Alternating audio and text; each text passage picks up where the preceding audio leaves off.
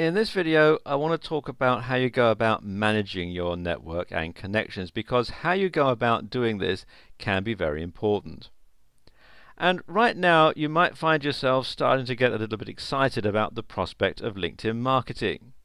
Perhaps you've looked up Barack Obama and found that you have a connection in common. "I can talk to President Obama," you're no doubt exclaiming. But while this is a nice thought, the reality is unfortunately somewhat different.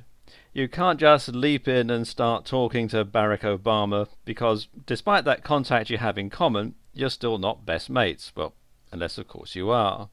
Even the contacts that are direct connections are not necessarily going to regard you as anything other than a complete stranger.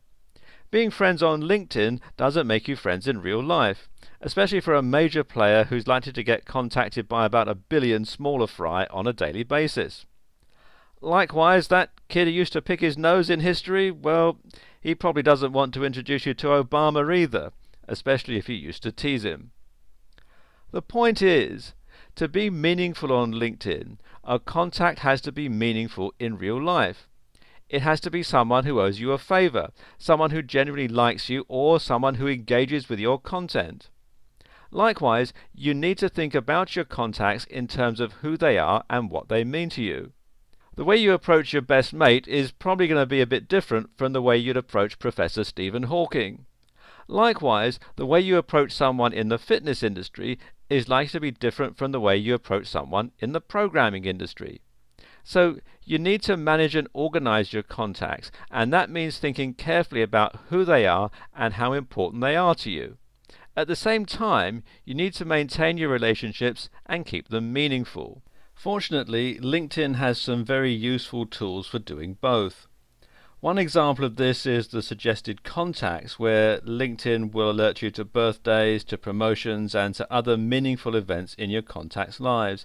And this is a very handy way to stay in touch with someone and to stay on their radar if you genuinely know them. If you want to take this further, then try using the excellent 500 Plus utility, which you can access here at 500plus.com. And you come to the page, and then you can sign up with LinkedIn or log in with LinkedIn and then follow the on-screen instructions. And this is a tool that allows you to easily stay in touch with contacts by alerting you to contacts you haven't contacted for a while so they don't forget you. At the same time, 500 Plus also helps you to organize those contacts in meaningful and useful ways. Another tool built into LinkedIn itself is the options to add tags. What you do, let's come up here, is you click here on connections, and unfortunately, because this is a brand new account that I've set up for the purpose of making this video, I can't actually demonstrate this. But once you've got some connections already in LinkedIn, if you click here on connections, you'll be presented with a list of people you know, and these are already in order of how recently you've communicated with them, and you can sort them into an alternative order and filter them in various ways as well. And at the same time, you can add tags which essentially allow you to categorize each person in terms of the way you know them, the industry that they're in, or anything else that might be useful.